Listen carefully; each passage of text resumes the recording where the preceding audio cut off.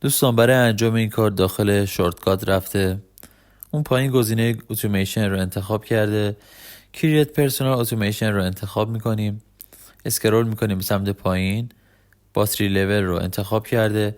اینجا هر سطحی که خودتون میخواد میتونید برای باتریتون تعیین کنید. من سطح 80 رو تعیین میکنم که آسیب به باتری هم نرسه. نکست رو کلیک کرده. تو قسمت اد اکشن کلمه اسپیک رو سرچ میکنم، اسپیک تکست که اومد کلیک میکنم. اون داخل گزینه تکست هر چیزی که خودتون میخواید رو میتونید بنویسید که به اون اسم صدا کنه. من کلمه شارژ شدم رو می نویسم و نکست رو میزنم.